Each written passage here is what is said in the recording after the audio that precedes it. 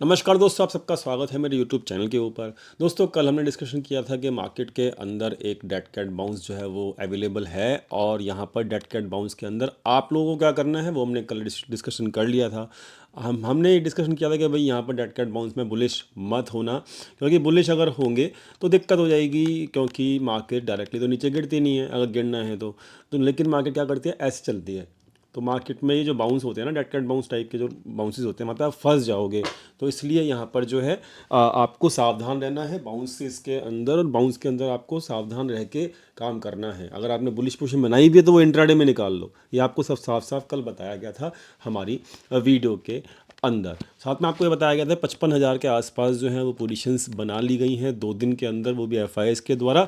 वो भी short position बनी है फरवरी मंथ के अंदर, और इन पोजीशंस का क्या हुआ है वो भी हम चेक कर लेंगे आज की वीडियो के अंदर। साथ में आज बात करेंगे रिलायंस के रिजल्ट की भी। तो दोस्तों फटाफट से हम पहले रिलायंस के रिजल्ट को ही चेक कर लेते हैं और फिर बात करेंगे आगे। तो दोस्तों, मार्केट को होल्ड जो कर रहा था वो रिलायंस कर रहा था अभी तक। तो रिलायंस ने अभी रिजल्ट जो है वो दे दिए हैं, आज डिक्लेयर कर दिए हैं। तो रिलायंस ने क्या रिजल्ट दिए हैं वो फटाफट से चेक कर लेते हैं। दोस्तों देखिए, earning before income tax and depreciation of assets जो है उसके देखेंगे, एबिटा जिसको बोलते हैं हम। तो वो Q3 का जो एबिटा है उसकी जो एस्टिमेशन थी वो ये थी कि 409.68 बिलियन का यहाँ पे एस्टिमेशन था, लेकिन एक्चुअली में कितना अनाउंस या फिर जो रिजल्ट में डिक्लेयर हुआ है वो कितना है, 04.6, यानी कि जो एस्टिमेशन है उससे कम। यानी कि यहाँ पर साफ साफ पता लग रहा है कि यहाँ पर जो है आपका जो अर्निंग है वो डिक्रीज़ हुई है, मतलब एस्टिमेशन से कम आई है। मतलब एस्टिमेशन मतलब जितना मार्केट को एक्सपेक्टेड था उतना यहाँ पे वो अर्निंग नहीं दे पाया। देखिए दोस्तों, रिजल्ट को पढ़ने का जो तरीका जो होता है वो एस्टिमेशन के बेसिस के ऊपर होता है, और जितना ग्रो होना चाहिए अगर उतना ग्रो नहीं होता है कोई कंपनी तो उसको हम बैड रिजल्ट बोलते हैं, जब भी हम किसी भी रिजल्ट को अनाउंसमेंट को जब हम पढ़ते हैं तब। तो यहाँ पर रिजल्ट्स जो हैं वो मतलब यहाँ पर साफ साफ दिख रहे हैं कि एस्टिमेशन से कम है, अर्निंग जो है एस्टिमेशन से कम है दोस्तों। और यहाँ पर अगर आप देखेंगे कि जो यहाँ पर मार्जिन है Q3 के एबिटा मार्जिन ये परसेंटेज में है, तो यहाँ पर परसेंटेज जो है वो कुछ और दिखेगी। क्यों? क्योंकि नंबर्स जो बेस वैल्यू होती है परसेंटेज के अंदर वो डिफरेंट होती है, ठीक है। तो ये बेस वैल्यू जो है वो डिफरेंट थी पिछले क्वार्टर में, तो इसको यहाँ पे एस्टिमेशन को मतलब यहाँ पर इसको मत देखिएगा। जो base value in terms of आपकी कहते हैं ना कि भाई इन टर्म्स ऑफ रुपीज़ वो आपको यहाँ पे दिखा दी गई है, तो यहाँ पर इसी से मिसगाइड मत होइएगा। तो एस्टिमेशन से वैल्यू कम है अर्निंग की। दूसरी चीज़ हम यहाँ पे देखें कि प्रॉफिट जो है वो नेट प्रॉफिट, यानी कि अर्निंग बिफोर इनकम टैक्स, लेकिन जब टैक्स और एप्रिशिएशन मतलब डेप्रिशिएशन जो है वो सब घटा देंगे तो क्या होगा, हाथ में कितना पैसा बचा वो हम देखेंगे। तो यहाँ पर तो वो है यहाँ पर Q3 का नेट प्रॉफिट जो है वो 172.65 बिलियन है, वर्सेस क्वार्टर ऑन क्वार्टर जो था 173.94, एस्टिमेशन कितना था 178 का। तो यानी कि यहाँ पर जो प्रॉफिट है वो कंपनी ने नहीं कमा पाई उतना जितना एस्टिमेशन था, ठीक है। तो दिस इज़ व्हाट मतलब जो हमको समझना चाहिए कि यहाँ पे एस्टिमेशन से काफ़ी नीचे रिजल्ट आए हैं, and these results are not good. और जो है नेट प्रॉफिट भी जो है वो मतलब क्वार्टर ऑन क्वार्टर भी देखेंगे तब भी यहाँ पर जो है वो रिजल्ट्स उतने अच्छे नहीं आए। क्वार्टर ऑन क्वार्टर भी कंपनी बीट नहीं कर पा रही है। और हाँ, रिलायंस के अंदर जब से इसने अपना जियो जो है सेपरेट किया है, एक नई कंपनी बनाई है, तो रिलायंस के अंदर जो अब पेट्रोलियम का और रिन्यूएबल एनर्जी का जो बिज़नेस रह गया है उसके अंदर मार्जिन्स की काफ़ी दिक्कत आ रही है। और ये चीज़ जो है मार्जिन्स की जो दिक्कत आ रही है वो क्यों आ रही है, वो बिकॉज ऑफ जो हमारा गवर्नमेंट पॉलिसीज़ और रूरल के प्राइजेस जो फ्लक्चुएशन करते हैं उसकी वजह से सिंपली इनको जो है मार्जिन्स की दिक्कत आ रही है, ठीक है। तो ये कंपनी बहुत पहले कह चुकी है इसके बारे में, बहुत पहले कह चुकी है कंपनी इसके बारे में, और ये चीज़ अभी हमको रिजल्ट्स में भी दिख रही है। तो इस चीज़ को समझिए। तो रिलायंस के रिजल्ट जो है वो अच्छे नहीं हैं, मेरे हिसाब से वो नंबर्स में भी दिख रहे हैं और मैंने आपको एनालिसिस करके दे दिया है रिलायंस के रिजल्ट्स का। अब रिलायंस जो है वो होल्ड कर रहा था मार्केट को अकेला। देखिए ऑलरेडी HDFC बैंक के साथ भी यही दिक्कत थी। अगर आप HUL का जो रिजल्ट आज अनाउंस हुआ है, HUL ने भी साफ साफ बोला है, वो भी हैवी वेट है मार्केट का, HUL ने भी साफ साफ बोला है कि मतलब आगे आने वाले फर्दर जो क्वार्टर्स होंगे उसके अंदर उनको भी मार्जिन्स की दिक्कत आएगी। तो यहाँ पर जो हैवी वेट्स हैं जैसे कि HDFC बैंक, उसमें भी मार्जिन की problem I because of the net interest rate जो है वो उनका इम्पैक्ट हुआ, तो उनको मार्जिन की दिक्कत आई। रिलायंस के अंदर मार्जिन्स की दिक्कत चल रही है, ठीक है। और HUL ने भी साफ साफ आज के कॉन्फ्रेंस में साफ साफ बोल दिया है during the announcement of result कि उनको भी मार्जिन की दिक्कत आगे आने वाली है। तो यहाँ पर HUL, रिलायंस, HDFC, जब हैवी वेट्स को यहाँ पे मार्जिन की दिक्कत आनी शुरू हो जाए, मतलब मार्जिन्स अगर कम होंगे, देखिए प्रॉफिट इम्पैक्ट करेगा, ये साफ सीधी बात है। प्रॉफिट इम्पैक्ट करेगा किसी कंपनी का तो वो वहाँ पर परफॉर्म अच्छा नहीं करेगा उस कंपनी का शेयर, ये एक लॉजिकल बात है। तो यहाँ पर लॉजिक तरीके से देखी जाए तो मार्जिन्स अगर इम्पैक्ट कर रहे हैं तो डेफिनेटली कहीं ना कहीं यहाँ पर प्रॉब्लम चल रही है, इस चीज़ को हमें समझना पड़ेगा। तो यहाँ पर हैवी वेट्स जो है रिजल्ट अनाउंस अच्छा करें या बुरा करें, वो तो आप उनके मार्जिन्स के ऊपर ही डिसाइड कर सकते हैं, और ये मैंने आपको यहाँ पे करके दिखा दिया है।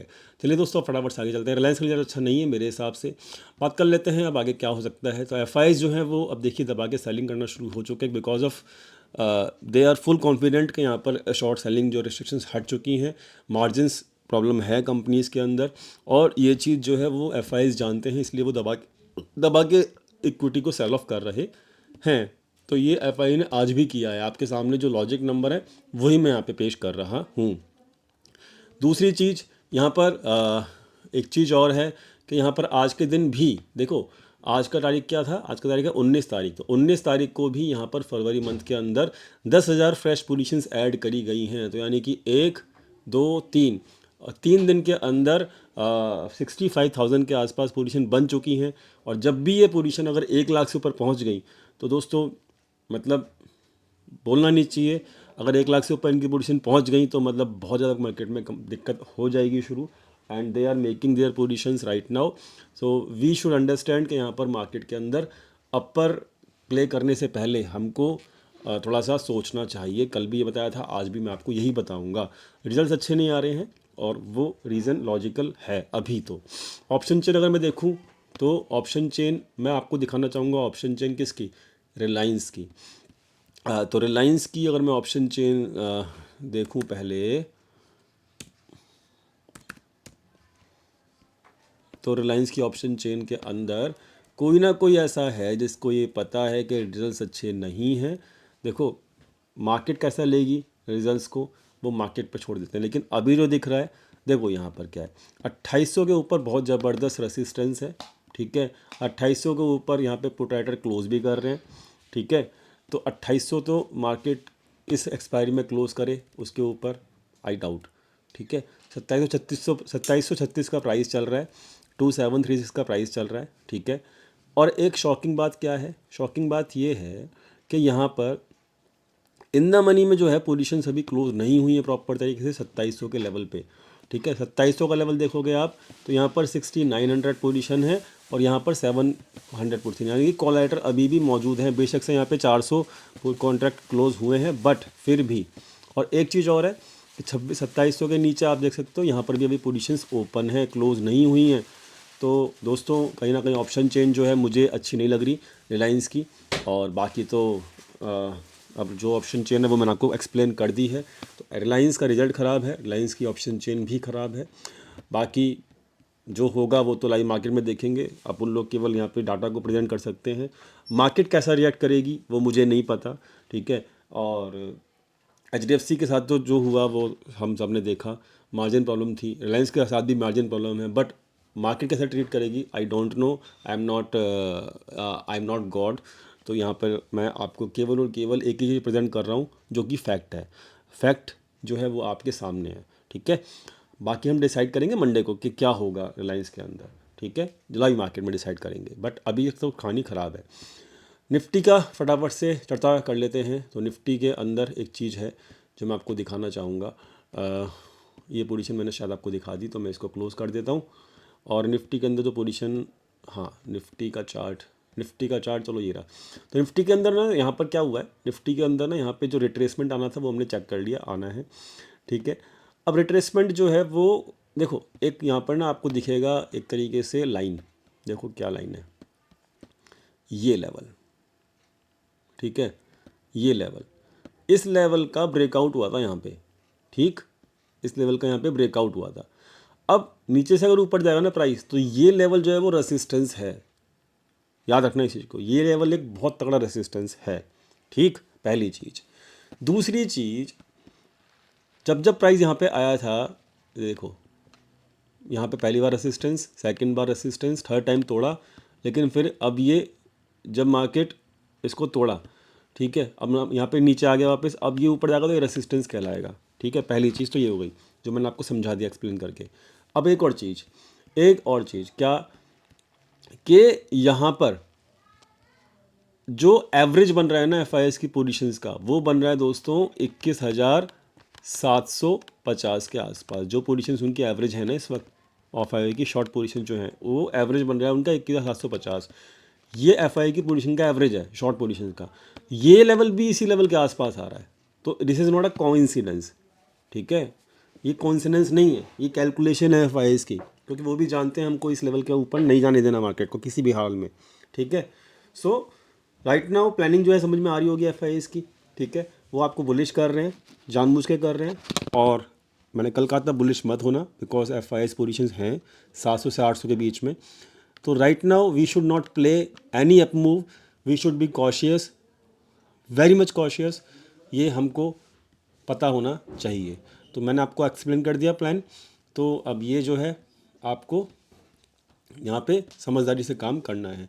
बैंक निफ्टी के अंदर देखो, बैंक निफ्टी के अंदर वन डे का चार्ट कितना, आज मार्केट ऊपर भी हुआ, ये रेसिस्टेंस लेवल कल खींच के रखा था आप लोगों के लिए, यहीं से गिरा। और अब देखो मेरा टारगेट जो है ना इसके अंदर मैं आपको बता चुका हूँ, 44, ये 200 डेज़ का मूविंग एवरेज जो है वही मेरा टारगेट है, ठीक है। आए जाए या एक हफ्ते बाद आए या बजट के बाद आए, ठीक है, बिकॉज चार्ट जो है वो ख़राब है, चार्ट ख़राब है, बाय करने का कोई भी यहाँ पे मूड फ़िलहाल तो नहीं है। एचडीएफसी बैंक देखें, एचडीएफसी बैंक का चार्ट देखो, एचडीएफसी बैंक के अंदर आज थोड़ी सी उम्मीद जगी थी, लेकिन उसने उस उम्मीद पर भी पानी फेर दिया।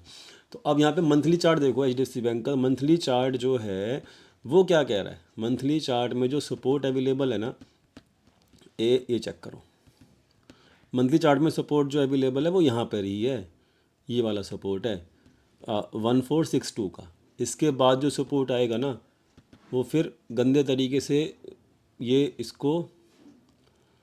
समझ लो कि 1400 के आसपास ही है इसका सपोर्ट। इसमें भी 60-70 पॉइंट गिरने का अभी भी स्कोप है, ठीक है।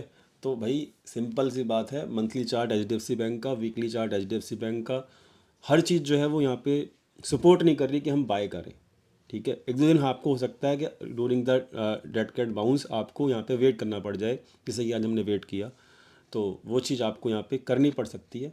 लेकिन जब तक मार्केट 800 के ऊपर न जाए, we should not go for the buy, ठीक है। और बात करते हैं डाटा पॉइंट की। डाटा पॉइंट देख लो, यहाँ पर हर बंदा बेयरिश है, proprietor bearish 5,31,000 position, FIIs bearish, और रिटेल जो है वो दबा के यहाँ पे क्या हो गया, बुलिश। अब रिटेल बुलिश हो गया तो क्या हो गया, रिटेल बुलिश है तो क्या है, डाटा कैसा है, बेयरिश, क्योंकि रिटेल के अगेंस्ट में ही मार्केट चलती है। तो डाटा कैसा है यहाँ पे, बेयरिश। आई होप डाटा सब कुछ समझ में आ रहा होगा। So we should have respect of FIIs, क्योंकि उनकी पोजीशंस बहुत ज़्यादा हैं, ठीक है, उनका लेवल हमें पता है। जब मार्केट 19,800 के ऊपर जाएगी तभी सोचेंगे हम कि वहाँ पे कुछ करना है कि नहीं करना। रिजल्ट्स जो हैं वो अच्छे नहीं आ रहे, 21,800 level is do or die for the market, and I think we should not go for the long. बेशक से यहाँ पे मार्केट 40-50 पॉइंट पर आपको लालच देने के लिए ऊपर चली जाए, आई डोंट केयर, ठीक है। उम्मीद करता हूँ वीडियो समझ में आ गई होगी। वीडियो समझ में आए प्लीज़ लाइक कीजिएगा, दोस्तों शेयर कीजिएगा, चैनल को सब्सक्राइब करना मत भूलिएगा। मिलते हैं कल, क्योंकि मार्केट खुली हुई है, कल मिलते हैं लाइव मार्केट के अंदर अपने टेलीग्राम चैनल के ऊपर। टेलीग्राम चैनल का जो लिंक है वो डिस्क्रिप्शन में दिया हुआ है। Thank you so much for watching this video, thank you.